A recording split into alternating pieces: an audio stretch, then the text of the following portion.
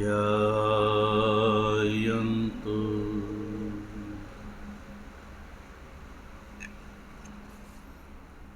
ममाङ्गानि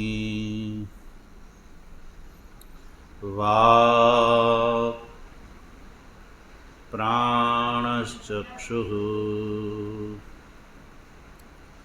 श्रोत्रमथो बलमिन्द्रियाणि च सर्वाणि सर्वं ब्रह्मोपनिषदम्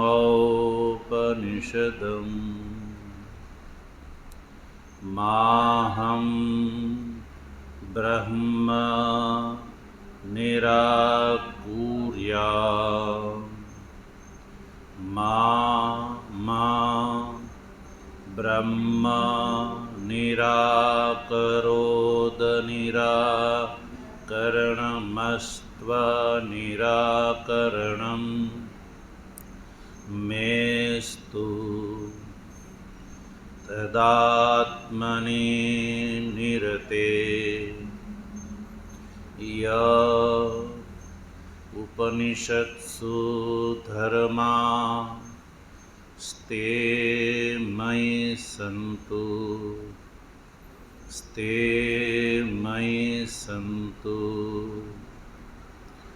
ॐ शान्तिः शान्तिः शान्तिः। शङ्करं शङ्कराचार्यं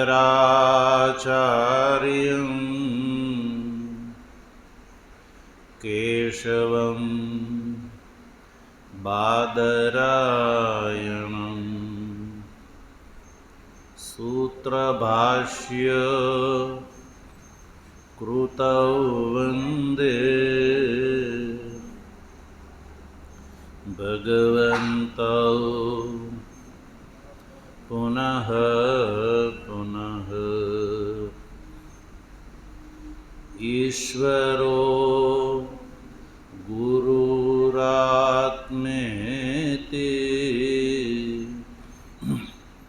मूर्तिभेद विभागिने व्योमवद् व्याप्तदेहाय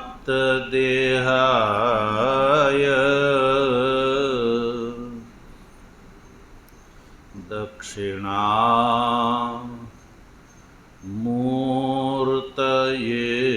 नमः। ॐ शान्तिः शान्तिः शान्तिः।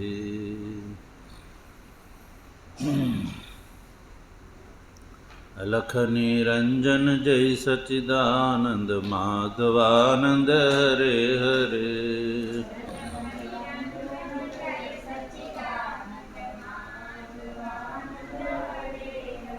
ये अलख निरंजन जय सच्चिदानंद माधवानंद हरे हरे।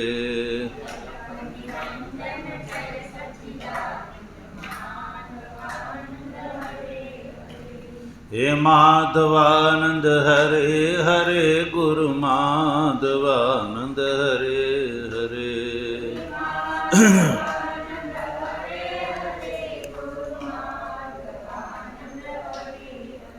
हे माधवानंद हरे हरे गुरु माधवानंद हरे हरे।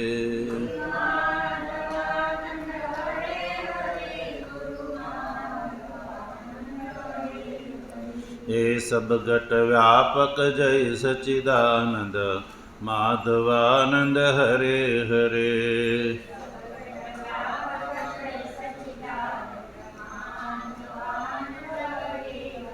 हे घट घट व्यापक जय सच्चिदानंद माधवानंद हरे हरे।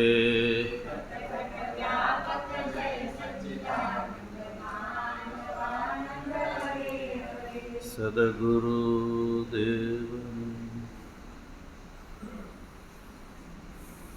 તત્વજિજ્ઞાસુ સજ્જનો,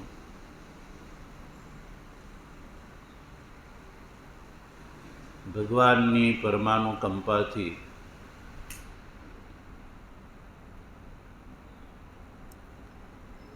સામવેદની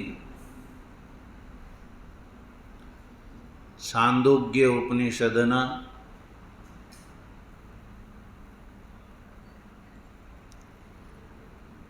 ચતુર્થ અધ્યાયના ચતુર્થ ખંડમાં સત્યકામ જાબાલ વિદ્યા નો ઉલ્લેખ જોવા મળે છે. એનો આપણે વિચાર પ્રારંભ કરી રહ્યા છીએ.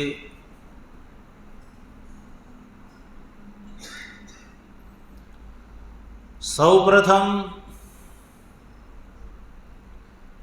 આ વિદ્યામાં પ્રતિપાદ્ય જે વિષય છે એના વિશે ભગવાન શંકરાચાર્યજી શું કહે છે એ જોઈ લઈએ.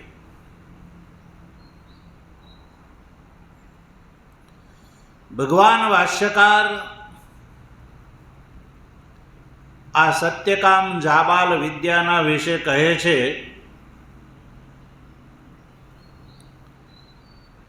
કે ષોડશધા પ્રવિભજ્ય તસ્મિન બ્રહ્મદ્રષ્ટિર્વિધાતવ્યા ઇતિ આરભ્યતે.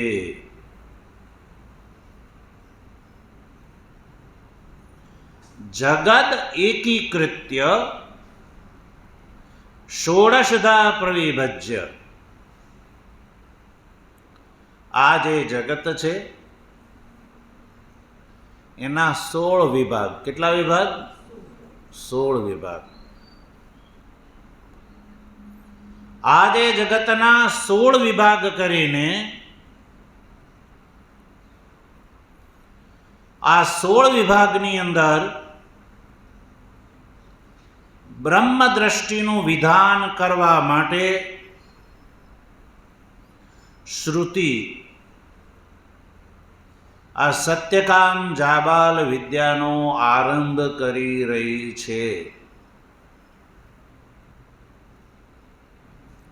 આવું ભાષ્યકાર લખે છે.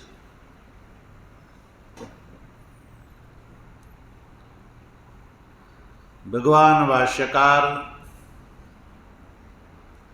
સર્વજ્ઞ છે. કેવા છે? સર્વજ્ઞ છે. અને સર્વજ્ઞ હોવાથી એ શ્રુતિના તાત્પર્યને જાણે છે.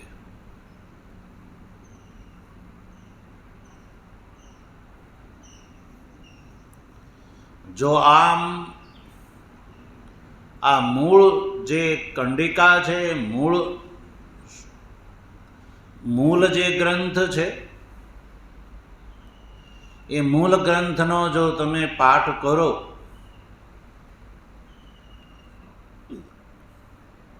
તો મૂળ શ્રુતિ શું કહી રહી છે આપણને જરાય ખબર પડે નહીં.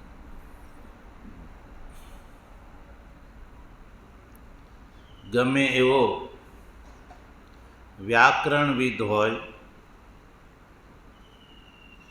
એક એક શબ્દના વ્યુત્પત્તિક અર્થને બતાવી શકતો હોય તો પણ આ જે પ્રકરણમાં શું તાત્પર્ય છે એ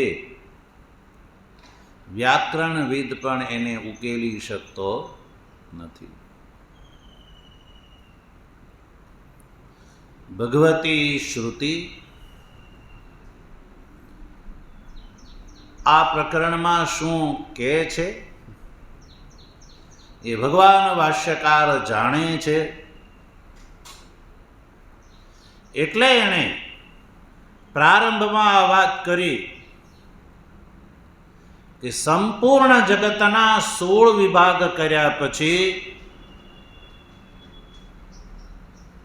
ઈશ્વરને પણ 16 પ્રકારથી પ્રવિભક્ત કરી એક એક જે અંશ છે, કલા છે, એની અંદર બ્રહ્મદ્રષ્ટિનું વિધાન શ્રુતિ કરી રહી છે. કયા કયા 16 વિભાગ?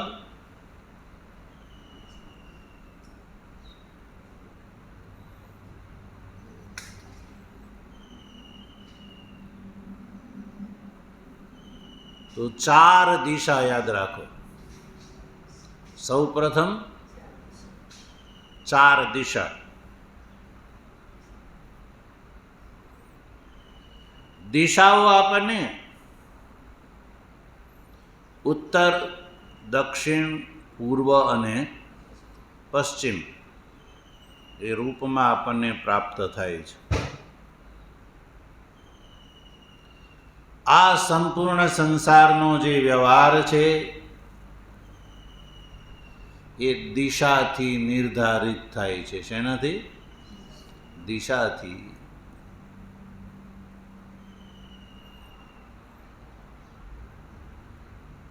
આપણે એ પણ જોઈ શકીએ છીએ કે ઉત્તર દિશા સૌ પ્રથમ ઉત્તર દિશાને નિર્ધારિત કરવામાં આવે છે. ઉત્તર દિશાથી દક્ષિણ, પૂર્વ અને પશ્ચિમનું નિર્ધારણ થાય છે. ગઈકાલે સાંજે આપણે વાત કરી હતી કે ધ્રુવ તારામંડળ જે છે એ ઉત્તર દિશામાં સ્થિત સદાકાળ રહે છે અને સમગ્ર ગ્રહ, તારામંડળ, ગેલેક્સીઝ વગેરે જે છે એ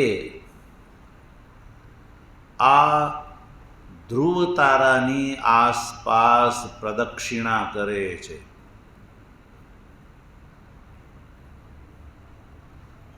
પ્રદક્ષિણા કરે છે એ આપણને નજરે જોવા જાઓ તો પણ ખબર પડી જશે.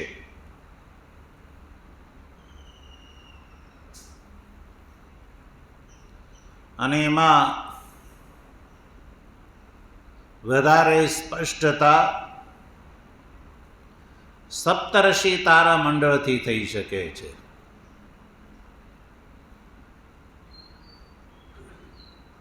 રાત્રિના પ્રારંભમાં તારામંડળ જે જગ્યાએ હોય છે એ જ સપ્તર્ષિ તારામંડળને સવારે જોવામાં આવે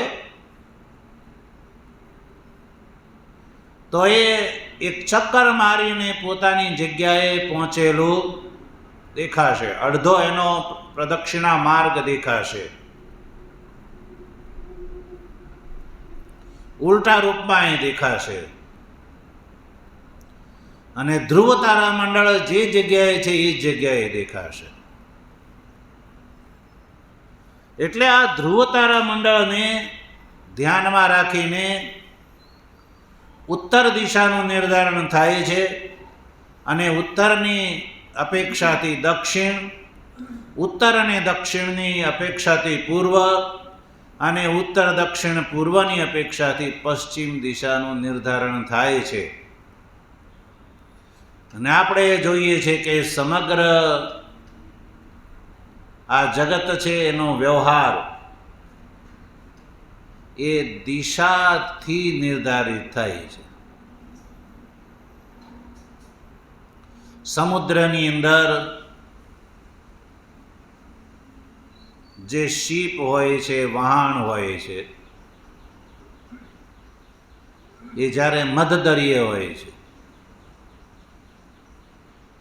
મધદરિયો હોય, ચારેય બાજુ પાણી જ પાણી દેખાતું હોય, ક્યાંય જમીન ન દેખાતી હોય.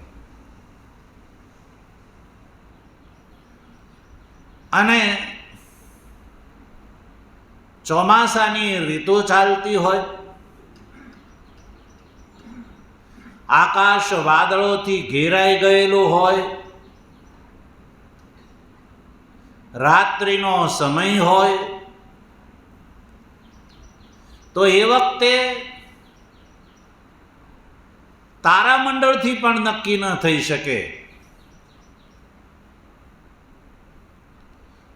તો શીપને કઈ દિશાએ જવું છે, એનો ગંતવ્ય દેશ કઈ બાજુ છે, એ હોકા યંત્રથી ખબર પડે છે. શેનાથી? હોકા યંત્ર. અને હોકા યંત્રનો કાંટો જે છે એ હંમેશા કઈ દિશાનું નિર્ધારણ કરે છે? ઉત્તર દિશાનું. તો એ પ્રમાણે એ વહાણ શીપ ગતિ કરે છે અને પોતાના ગંતવ્ય સ્થાને એ પહોંચી શકે છે. આ તો વ્યવહારના માટેનો એક દ્રષ્ટાંત બતાવ્યું. પણ મનુષ્યનો સંપૂર્ણ વ્યવહાર જે છે એ દિશાથી નક્કી થાય છે, દિશા મૂલક છે.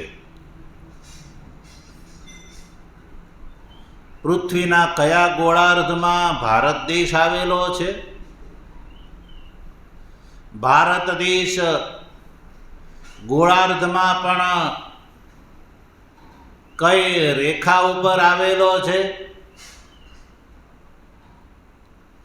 કર્કવૃત્ત, વિષુવવૃત્ત કઈ રેખા ઉપર આવેલો છે?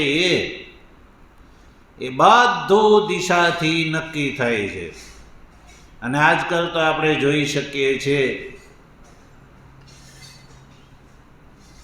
કે ગૂગલ દ્વારા આપણે મોબાઈલથી પણ આ વાતને સમજી શકીએ છીએ.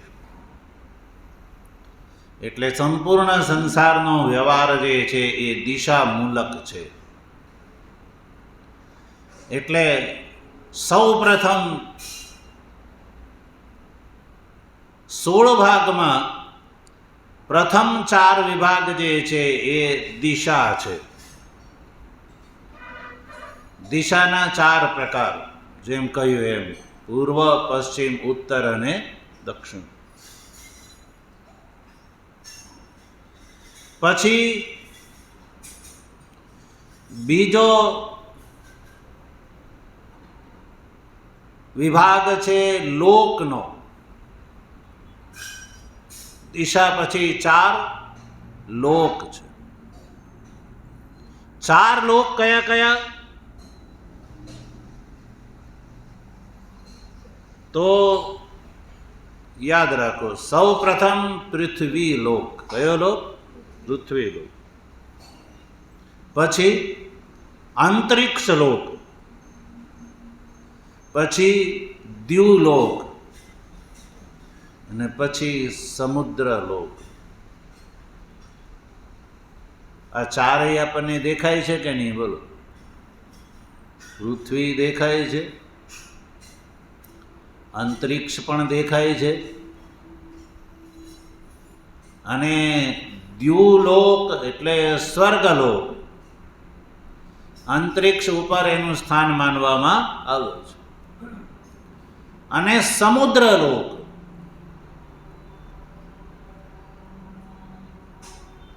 આપણે જોઈ શકીએ છીએ કે સંસારમાં સર્વાધિક પૃથ્વી અને સમુદ્રનું સ્થૂળ રૂપથી સ્થાન દેખાય છે. પૃથ્વી અને સમુદ્ર. આપણો આધાર શું છે? પૃથ્વી છે. અને પૃથ્વીમાં જોઈએ તો સર્વાધિક જે છે એ પૃથ્વીના ભાગને સમુદ્રએ ઘેરી રાખેલો છે. એટલે સમુદ્ર છે એ પણ કોઈ અવિદિત પદાર્થ છે ને. તો પૃથ્વી, અંતરિક્ષ, દ્યુ અને સમુદ્ર આને લોકમાં ગ્રહણ કર્યો અને લોકરૂપથી એના ભાગ કર્યા. દિશાના 4 ભાગને પ્રકાશવાન સંજ્ઞા આપવામાં આવી. લોકના 4 ભાગને અનંતવાન સંજ્ઞા આપવામાં આવી છે આ પ્રકરણમાં. અને ત્યારબાદ દેવતાના 4 ભાગ કયા કયા? અગ્નિ દેવતા, સૂર્ય દેવતા, ચંદ્ર દેવતા અને નક્ષત્ર દેવતા. આ 4 ભાગ જે છે એ દેવતાના છે. અને દેવતાના આ 4 ભાગને આ સત્યકામ જાબાલ વિદ્યામાં એને જ્યોતિષમાન એવી સંજ્ઞા આપવામાં આવી. કેવી? જ્યોતિષમાન. એટલે અગ્નિ જે છે એ જ્યોતિ છે, સૂર્ય છે એ જ્યોતિ છે, ચંદ્ર છે એ પણ જ્યોતિ સ્વરૂપ છે, અને નક્ષત્ર જે છે ને એ પણ જ્યોતિ સ્વરૂપ છે.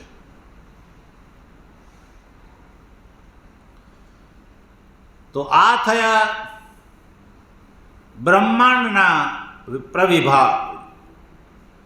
હવે પિંડના ભાગ જોઈએ, જેની સંજ્ઞા છે પ્રાણ સંજ્ઞા. કેવી? પ્રાણ સંજ્ઞા. પ્રાણના 4 ભાગ કયા? તો ખુદ પ્રાણ, ચક્ષુ, શ્રોત્ર અને મન. યાદ રાખજો, પ્રાણ, ચક્ષુ, શ્રોત્ર અને મન.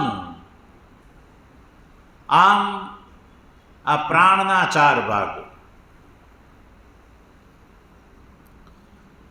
પ્રાણના 4 ભાગમાં જે પ્રથમ જે પ્રાણ શબ્દનો પ્રયોગ છે એ વાયુ માટે છે. આપણે બધા જાણીએ છીએ કે આપણું આ શરીર છે એ પ્રાણને આધીન છે. પ્રાણવાયુ ન હોય તો કોઈ જીવતું રહી શકે? ખાધ્યા વગર કોઈ અઠવાડિયું, 10 દિવસ, 15 દિવસ પણ રહી શકે. જળ વગર પણ કોઈ એકાદ દિવસ રહી શકે મુશ્કેલથી.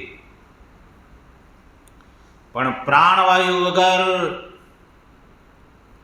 આ જીવન સંભવ નથી. આપણું આ જે શરીર એ 5 પ્રાણથી ચાલે છે.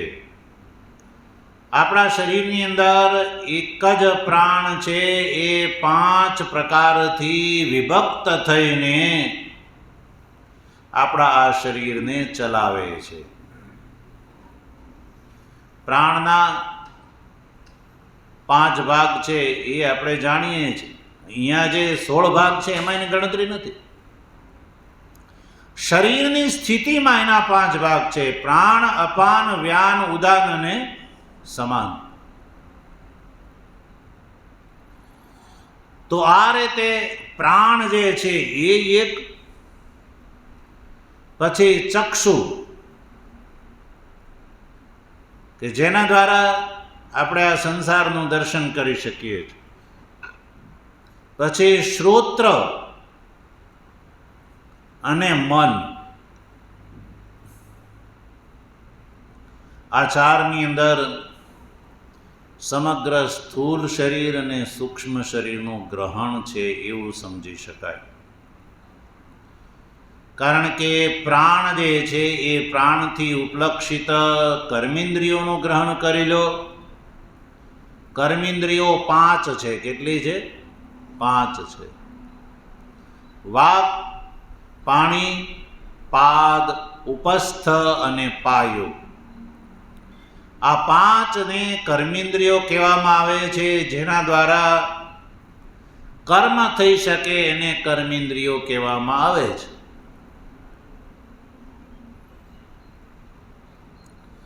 તો આ ચાર ભાગની અંદર સ્પષ્ટ રૂપથી કર્મેન્દ્રિયોનું ગ્રહણ ભલે ના હોય, પણ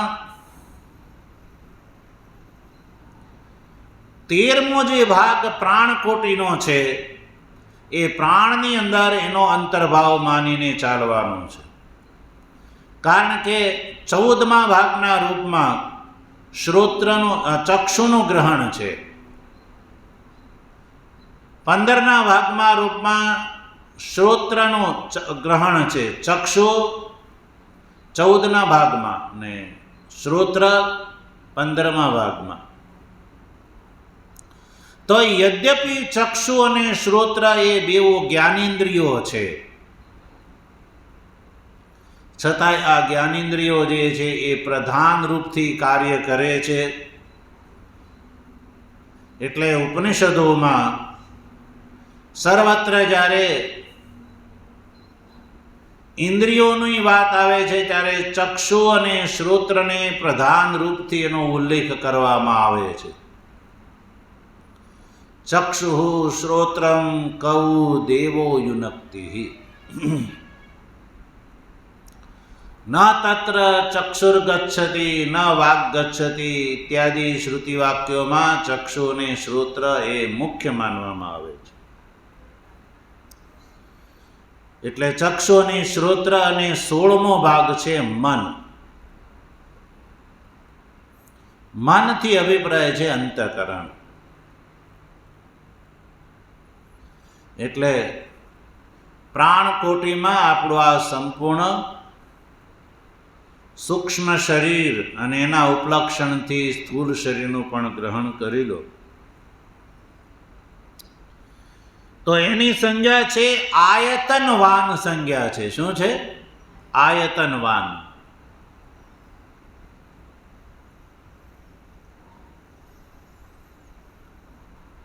તો આ 16 ભાગ જે છે એના 4 વિભાગ કરીને એક એકના નામ આપવામાં આવ્યા. એમાં પહેલો ભાગ છે દિશા, બીજો ભાગ છે લોક, ત્રીજો ભાગ છે દેવ અને ચોથો ભાગ છે પ્રાણ. અને આના 4 ભાગ કે પ્રકાશવાન, અનંતવાન, જ્યોતિષમાન અને આયતનવાન. આ બ્રહ્મના 4 પાદ કરવામાં આવ્યા. 4ના પાછા બીજા 4 એટલે ટોટલ કેટલા થયા? 16 થયા. બ્રહ્મનું 4 પાદ રૂપથી વર્ણન આ સત્યકામ જાબાલ વિદ્યામાં કરવામાં આવ્યું. હવે જે જ્ઞાનનો સાક્ષાત અનધિકારી છે તો એવો જે અધિકારી ઉપાસના કરી શકે છે, બ્રહ્મની ઉપાસના. મંદ અધિકારીની ઉપાસનાનો, મંદમતીની ઉપાસનાનો અધિકારી માનવામાં આવ્યો છે. અને ઉપાસનામાં જેમ કહ્યું એમ કોઈ માધ્યમથી બ્રહ્મનું જ્ઞાન થઈ શકે એને ઉપાસના કહેવામાં આવે છે. આલંબન ઉપાસના જે છે એ આલંબન પ્રધાન હોય છે. અને અહીંયા આલંબન છે આ સંસાર.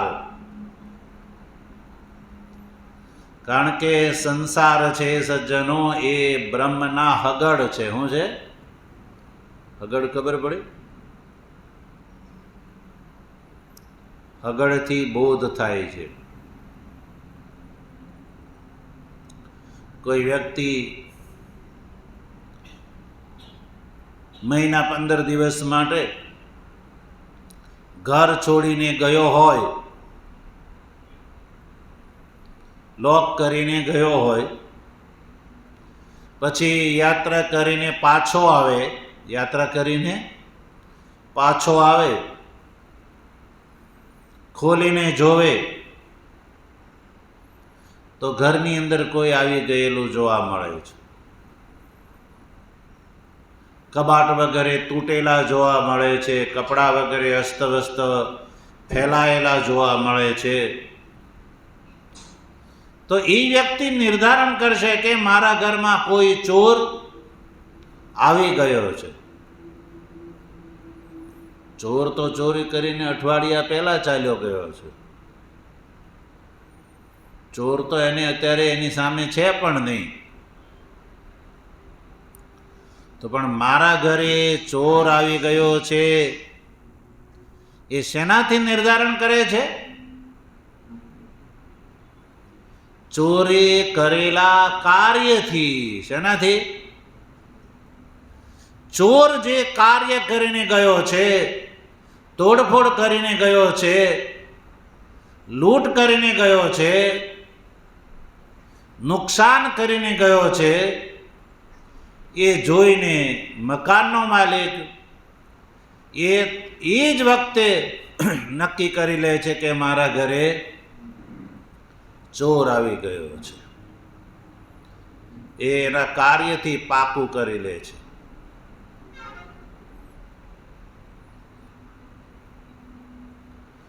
અને ફર્શ ઉપર પગલા હગડ જોઈને એ પણ નક્કી કરી શકાય છે કે ચોર એક હતો કે બે હતા. એની પણ ખબર પડી જાય ચોર એક હતો કે બે હતો. હગડથી ખબર પડી જાય. હગડથી એ પણ ખબર પડી જાય કે ચોર યુવા હતો કે વૃદ્ધ હતો. એ પણ હગડથી ખબર પડી જાય છે. ત્યાં સુધી કે ચોર જે છે એ સ્ત્રી હતો કે પુરુષ છે એ પણ હગડથી નિર્ધારણ થઈ જાય છે. અને એ ખબર પડી જાય છે કે આ આજે આવેલો છે કે અઠવાડિયા પહેલા આવ્યો છે, એ પણ હગડ દ્વારા, હગડના નિશાન કેવા છે એના ઉપરથી એનું પણ નિર્ધારણ થઈ શકે છે. સજ્જનો, એક જ વાતનું નિર્ધારણ નથી થતું એના ચહેરાનું. એ ચોરનો ચહેરો જો એ ચોર સામે આવી જાય તો એ ઘરનો મકાન માલિક જે છે એને ઓળખી શકશે કે આ હતો એમ? નહીં. તો સજ્જનો, એ હગડથી એ ચોરનું સામાન્ય જ્ઞાન થાય છે. કેવું જ્ઞાન થાય છે? સામાન્ય જ્ઞાન થાય છે. વિશેષ નહીં, સામાન્ય જ્ઞાન થાય છે. બસ એવી જ રીતે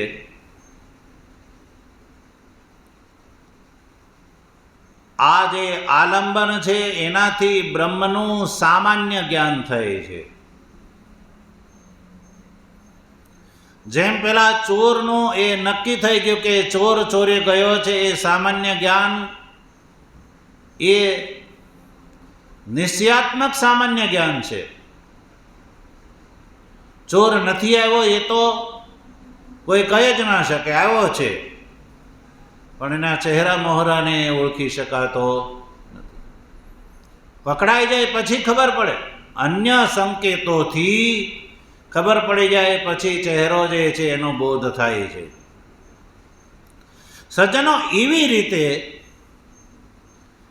આ જે સત્યકામ જાબાલ વિદ્યામાં બ્રહ્મનો બોધ થાય એ માટે ઉપાસનાનું વિધાન છે. અને એના દ્વારા બ્રહ્મ જ્ઞાન પણ થઈ શકે છે. પણ મંદ અધિકારીની ધ્યાનમાં રાખીને જગતના 16 વિભાગ કરીને એ 16 વિભાગની અંદર 16ના 4 વિભાગ પુનઃ કરીને એ 4 વિભાગ પ્રકાશવાન, અનંતવાન, જ્યોતિષ્માન અને આયતનવાન દ્રષ્ટિથી બ્રહ્મની ઉપાસનાનું વિધાન આ સત્યકામ જાબાલ વિદ્યામાં ભગવતી શ્રુતિ કરી રહી છે. એવું ભગવાન ભાષ્યકાર આ પ્રકરણના અભિપ્રાયના રૂપમાં પ્રારંભમાં લખે છે. ષોડશદા પ્રવિભજ્ય તસ્મિન બ્રહ્મદ્રષ્ટિર્વિધાતવ્યા ઇતિ આરભ્યતે.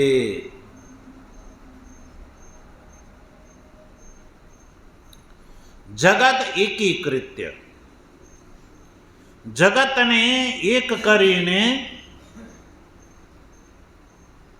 કારણરૂપથી એક કરીને અને કાર્યરૂપથી પ્રવિભાગ કરીને એવું સમજવાનું. કારણરૂપથી એક કરીને, કારણ કે ભાષ્ય ટીકાકાર આનંદગીરીજી લખે છે એકીકૃત્ય કારણ રૂપેણ એક વાક્યમ આદાય, એવું ભાષ્ય ટીકાકાર લખે છે. એટલે આ જગત જે છે એ કારણરૂપથી એક છે, કાર્યરૂપથી એના 16 વિભાગ કરવામાં આવ્યા. તો કારણરૂપથી એક વાક્ય ગ્રહણ કરીને કાર્યરૂપથી 16દા પ્રવિભજ્ય એટલે 16 રૂપથી ભાગ કરીને આ જગતની અંદર બ્રહ્મ દ્રષ્ટિનું વિધાન આ ભગવતી શ્રુતિ કરી રહી છે.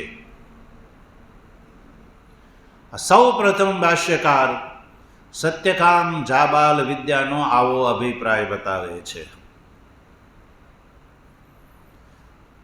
ચાલો આ વાત થઈ ગઈ. હવે બીજી વાત કે જગતના 16 વિભાગ કરીને બ્રહ્મદ્રષ્ટિનું વિધાન જ્યારે શ્રુતિ કરવા માગે છે એ વાત માની લીધી, ભગવાન ભાષ્યકારના કથન પ્રમાણે માની લીધી. પણ શ્રુતિ આ વાત આખ્યાયિકાના માધ્યમથી કેમ કહે છે એ બીજો પ્રશ્ન ઊભો થાય છે. આખ્યાયિકા એટલે સીધી ભાષામાં કહીએ તો વાર્તા. આખ્યાયિકા એટલે વાર્તા.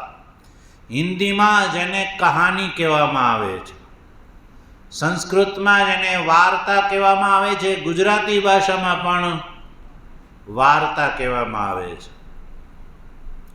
ભગવાન ભાષ્યકારની સામે કોઈ પ્રશ્ન કરે કે શ્રુતિ જગતના 16 વિભાગ કરીને આ 16 વિભાગની અંદર શ્રુતિ બ્રહ્મદ્રષ્ટિનું વિધાન કરી રહી છે, એ તમે કહો છો એ માની લીધું, પણ શ્રુતિ આખ્યાયિકા શા માટે કહે છે? આ વાત આખ્યાયિકાના કહાનીના વાર્તાના માધ્યમથી શા માટે કહે છે? એનું શું તાત્પર્ય છે?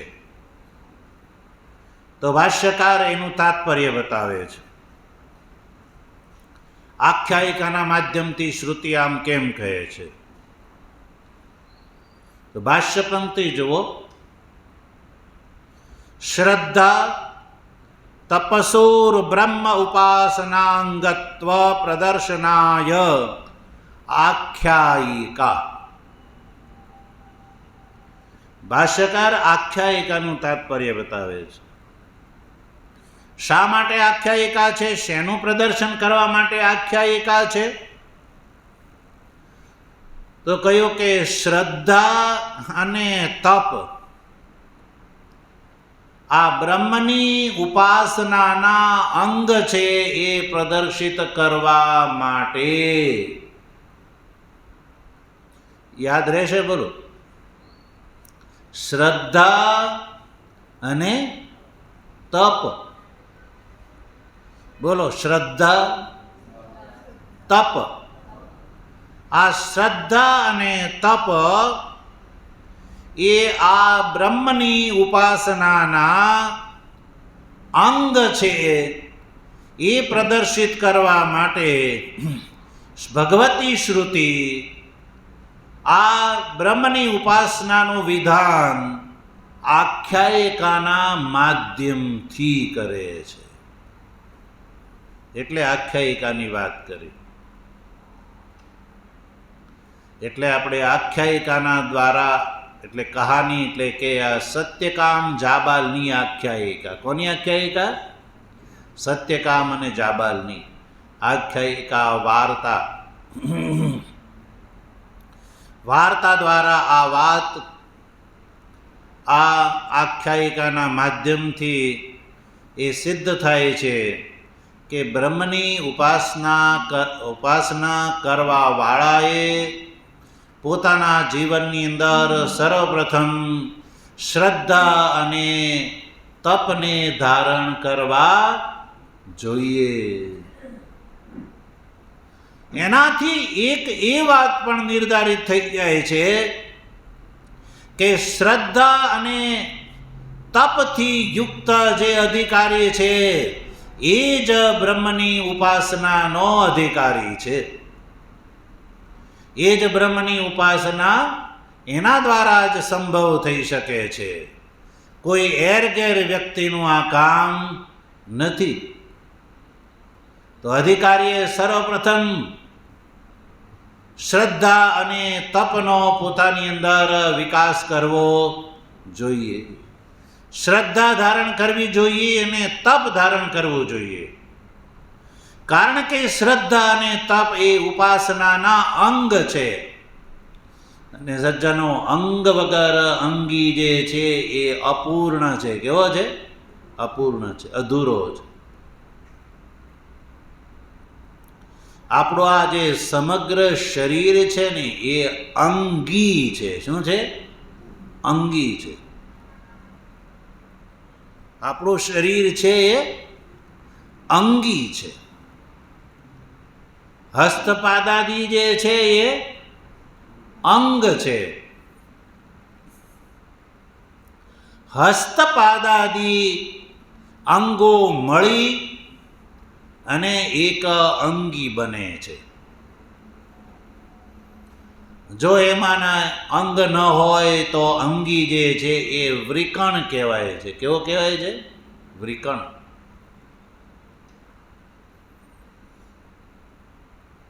એટલે અંગ વગર અંગી અધૂરો રહે છે. એટલે બ્રહ્મની ઉપાસનાના ઉપાસકે પોતાના જીવનની અંદર શ્રદ્ધા અને તપ જે છે એ વિકસાવવા જોઈએ. એ બતાવવા માટે થઈને ભગવતી શ્રુતિ આખ્યાયિકાના માધ્યમથી બ્રહ્મની ઉપાસનાનું વિધાન આ સામવેદની છાંદોગ્ય ઉપનિષદના 4થા અધ્યાયના 4થા ખંડની અંદર કરે છે.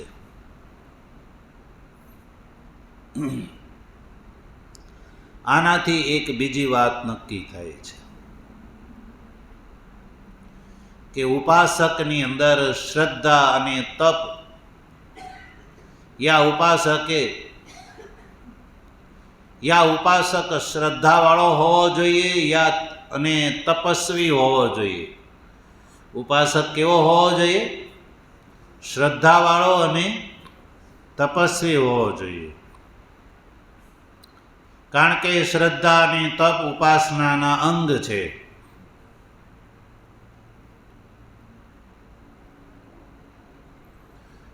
તો આ શ્રદ્ધા અને તપ એ સાધન છે, એ કોઈ મનુષ્ય દ્વારા નિર્ધારિત નથી. એ વાત નક્કી થઈ છે.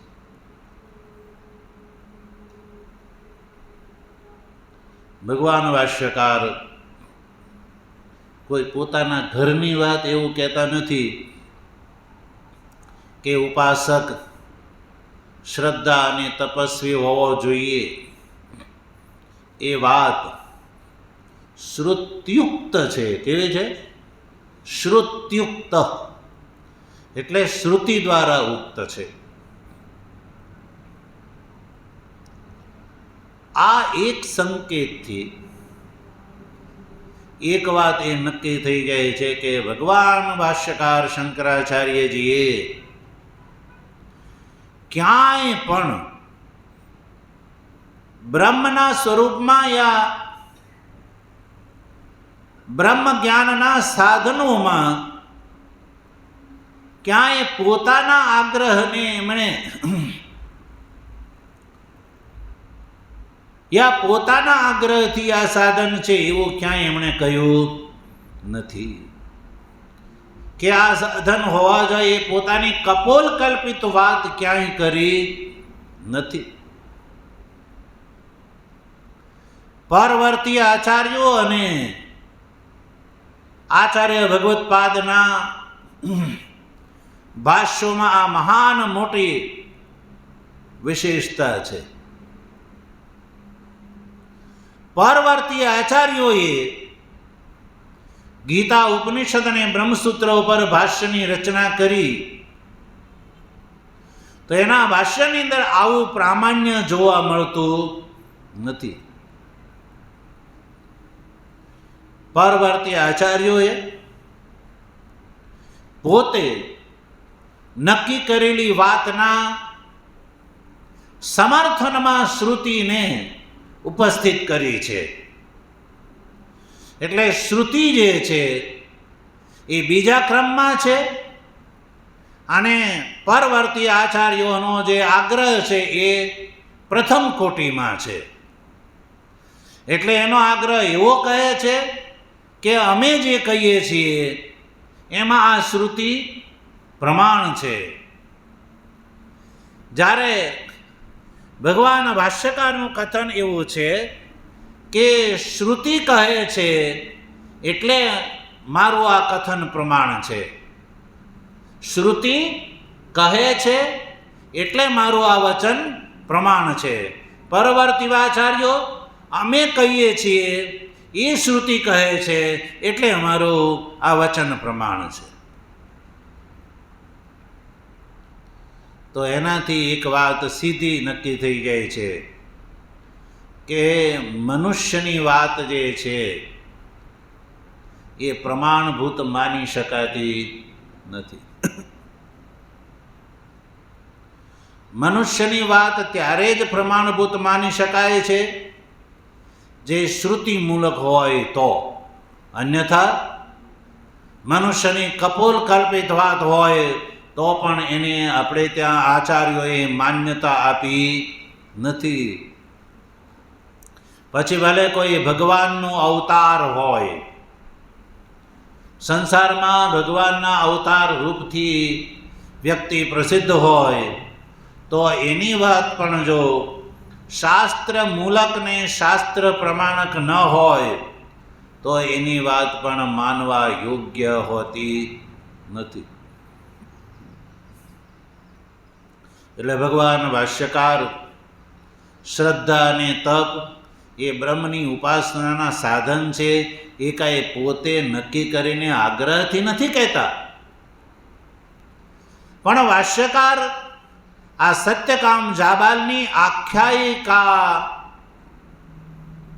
ને ગહન રૂપથી વિચાર કરીને એ નક્કી કરે છે કે સત્યકામ જાબાલને બ્રહ્મનું જ્ઞાન એટલા માટે થયું કે સત્યકામ જાબાલ શ્રદ્ધાવાન અને તપસ્વી હતો એટલે એને બ્રહ્મનું જ્ઞાન થયું. એટલે જે અધિકારી બ્રહ્મના જ્ઞાનને બ્રહ્મ જ્ઞાન પ્રાપ્ત કરવા માંગતો હોય તો એવા અધિકારીએ પણ પોતાના જીવનની અંદર શ્રદ્ધા અને તપ વગેરે સાધનોને ધારણ કરવા જોઈએ. એ વાત શ્રુતિ દ્વારા નક્કી થાય છે, કોઈ વ્યક્તિ દ્વારા નહીં. એ આ આખ્યાયિકાથી નક્કી થાય છે. એટલે ભગવાન ભાષ્યકાર આખ્યાયિકાનું તાત્પર્ય બતાવતા કહે છે કે શ્રદ્ધા અને તપ બ્રહ્મની ઉપાસનાના અંગ છે. એ પ્રદર્શિત કરવા માટે શ્રુતિ આખ્યાયિકાના માધ્યમથી બ્રહ્મની ઉપાસનાનું વિધાન કરે છે. અને શ્રુતિ જે છે એને આપણે ત્યાં પરમ પ્રમાણ માનવામાં આવે છે. મીમાંસકો શ્રુતિ શબ્દનો અર્થ કરે છે નિરપેક્ષ રવઃ શ્રુતિ. એવા શબ્દને શ્રુતિ કહેવામાં આવે છે કે જેને પોતાની વાતને પ્રમાણિત કરવા માટે કોઈ સંવાદની જરૂર ન હોય, કોઈ બીજાના સમર્થનની જરૂર ન હોય. જો મનુષ્યની અંદર આ દોષ જોવા મળે છે. મનુષ્યને પોતાની વાત કોઈને મનાવવી હોય, દઢ રૂપથી મનાવવી હોય, તો એ પોતાની વાતને બળવાન બનાવવા માટે સમર્થકોને ઊભા કરે છે. શું કરે છે? સમર્થકોને ઊભા કરે છે કે જો હું આ વાત કહું છું એ સાચી છે અને તને જો સાચી ન લાગતી હોય તો આ બે જણને પૂછી જો. એ બે જણને ઊભા કર્યા અને એ બે જણને ઊભા કર્યા, એ બે જણને વચ્ચે ઘુસાડે છે એટલે એ નક્કી થાય છે કે એની વાતની અંદર ક્યાંક ને ક્યાંક કોઈ કમી છે, પૂરી પ્રમાણભૂત નથી. હવે જેની વાત પ્રમાણભૂત છે એને પોતાની વાતને મનાવવા માટે કોઈને વચ્ચે ઘુસાડવાની જરૂર પડતી નથી. એ એટલો વિશ્વાસુ હોય છે કે મારી વાત છે એ સાચી છે, તારે માનવી હોય તો માન અને ન માનવી હોય તોય કાંઈ નહીં, મને એનાથી કોઈ ફેર પડતો નથી, એ એવું કહેશે. પણ જેને એ ખબર છે કે મારી વાતમાં ક્યાંક ને ક્યાંક કમી છે, તો એવા લોકો શું કરે? 5-7 જણને ઊભા કરે કે જો જે હું કહું છું એ આ બધા કહે છે. એટલે એનાથી વાતની અંદર અપ્રામાણ્ય દોષ છે એ નક્કી થઈ જાય. તો શ્રુતિની વાત છે એ પૂર્ણતઃ પ્રમાણક છે. ચાહે વાત મનુષ્ય માને તો લાભનો ભાગીદાર થાય અને ન માને તો દુઃખનો ભાગીદાર થાય છે. એમાં શ્રુતિ પ્રામાણ્યની અંદર કોઈ ફેર પડતો નથી.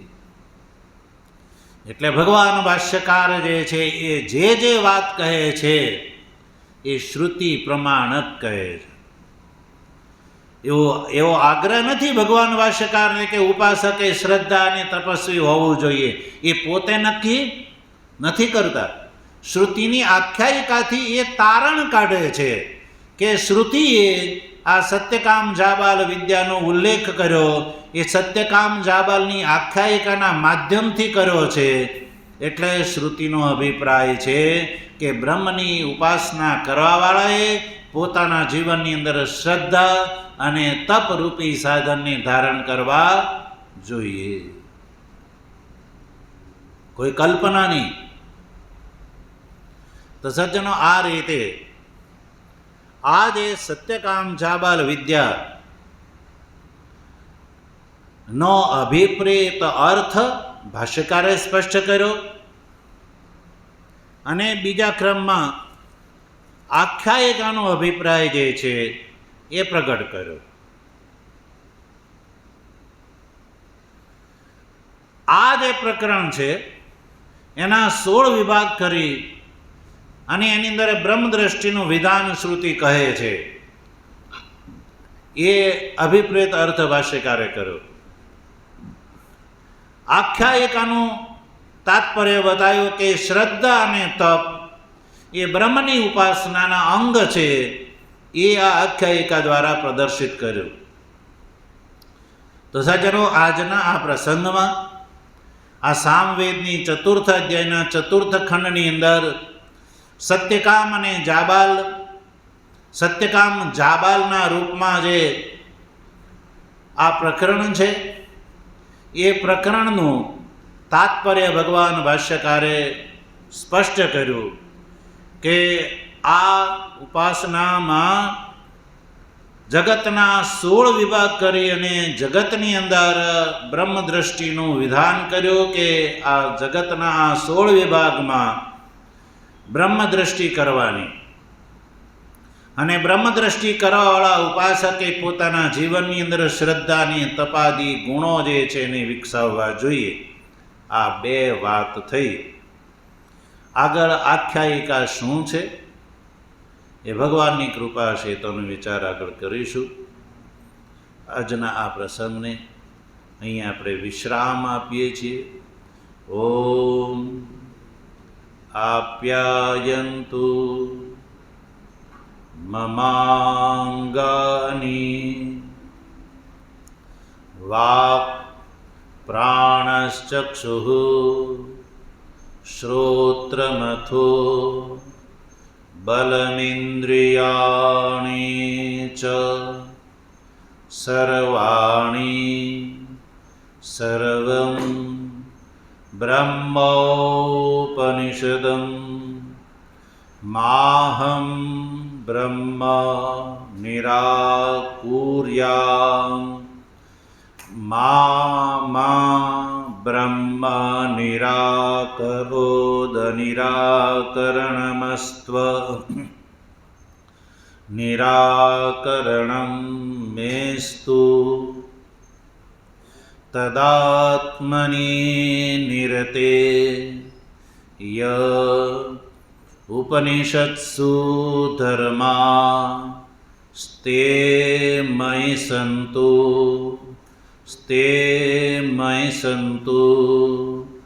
ઓમ શાંતિ શાંતિ શાંતિ. શંકરં શંકરાચાર્યં કેશવં બાદરાયણં સૂત્રભાષ્ય કૃતૌ વંદે ભગવन्तૌ પુનઃ પુનઃ. ઈશ્વરો ગુરુરાત્મેતિ મૂર્તિભેદ વિભાગિને વ્યોમવદ વ્યાપ્તદેહાય દક્ષિણામૂર્તયે નમઃ. ઓમ શાંતિ શાંતિ શાંતિ.